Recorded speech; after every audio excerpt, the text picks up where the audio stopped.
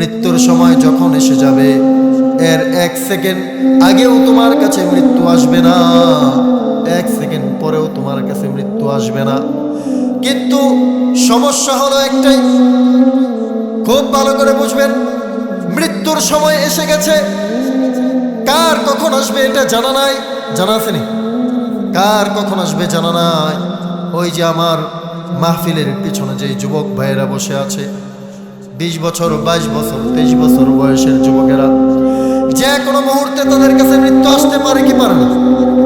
মৃত্যু আসতে পারে। কিন্তু এই যুবক ভাইদের শরীরের মধ্যে যে শক্তি, এই শক্তি আসরের সময় তাদেরকে বিভিন্ন বেগানা নারীর পিছনে দৌড়াইতে সহযোগিতা করে, কথা ঠিক না বেটা?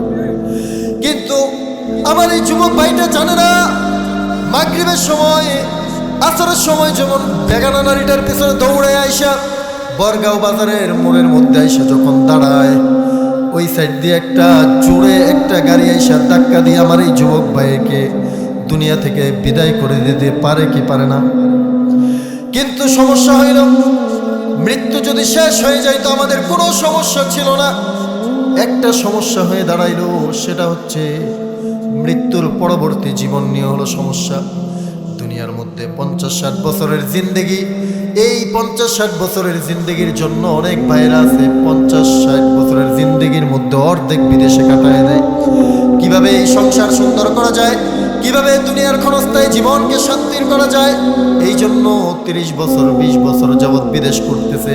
কিন্তু চিরস্থায়ী একবারে শেষ নাই, যার যেই জিন্দেগির শেষ নাই, সেই জিন্দেগির জন্য মৃত্যুর আগ মুহূর্ত আমার যুবক ভাইটা চিন্তা করলো না, আমার মুরব্বী বাবাই চিন্তা করলো না, আমার মধ্যবয়সী ভাইটাও চিন্তা করলো না।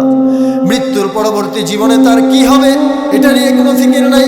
কিন্তু দাওয়াতুল হক তাহফিজুল কোরআন মাদ্রাসার সন্তানটা যখন আপনি ঘর থেকে বের করে দিলেন, আল্লাহর নবী সরকারে দো আলম হযরত মুহাম্মদুর রাসূলুল্লাহ সাল্লাল্লাহু আলাইহি ওয়াসাল্লাম বলেন, তোমার সন্তানটারে তুমি যখন ইলমে দ্বীন অর্জনের জন্য, কোরআন শেখানোর জন্য যখন ঘর থেকে বের করে দিলা, তোমার সন্তান যখন ঘর থেকে বের হয়ে একটা পা যখন ঘর থেকে বের করলো, আল্লাহর নবী বলেন রহমতের ফেরেশতারা তাকে সংবর্ধনা দেওয়ার জন্য, সম্মাননা দেওয়ার জন্য তার পায়ের নিচে নূরের ফেরেশতারা নূরের পাখা বিছায়া দেন।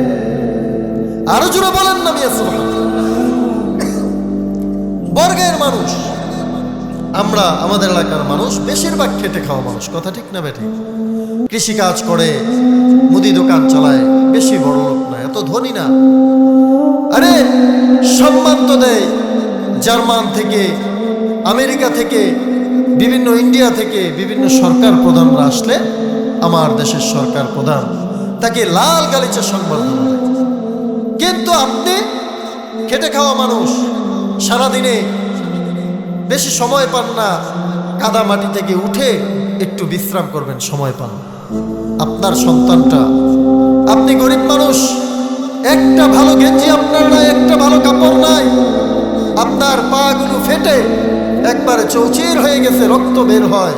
এত গরিব মানুষ আমরা, আমাদের এই গরিব হওয়া সত্ত্বেও আমাদের সন্তানদেরকে যখন এই দাওয়াতুল হক মাদ্রাসার মতো এরকম মাদ্রাসায় দিয়ে দেই, তারা যখন কোরআন শিখতে ঘর থেকে বের হয়ে যায়, আল্লাহর নবীর বাণী অনুযায়ী পৃথিবীর সর্বশ্রেষ্ঠ মানুষ হিসেবে রহমতের ফেরেশতারা, নূরের ফেরেশতারা নূরের পাখাগুলো এই গরিব অভিভাবকের সন্তানদের পায়ের নিচে তাদের সম্মানে নূরের ফেরেশতারা তাদের নূরের পাখা বিছায় দেন।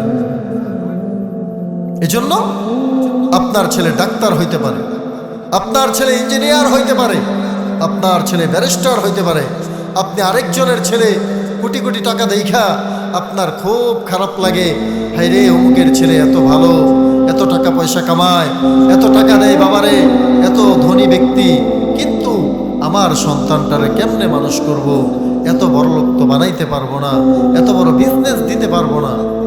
এরকম আফসোস আমাদের অভিভাবকদের থাকে না?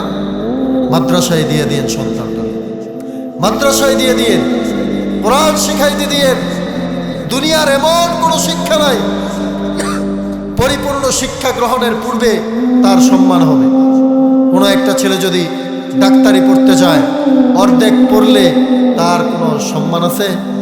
হ্যাঁ, কথা বলেন।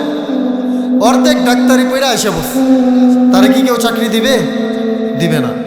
এই একমাত্র কোরআনের শিক্ষা হলো এমন শিক্ষা, যে শিক্ষা শুধু আপনি ঘর থেকে বের হইলেন, নিয়ত শুধু করছেন আপনি কোরআন শিখতে যাবেন, ঠিক তখনই আপনার মর্যাদা আল্লাহর নবীর বাণী অনুযায়ী পৃথিবীর সর্বশ্রেষ্ঠ মানুষ আপনি হয়ে যাবেন। সুবহানাল্লাহ। এই জন্য আমাদের সন্তানদেরকে কোরআন শিখাবো না ইনশাআল্লাহ?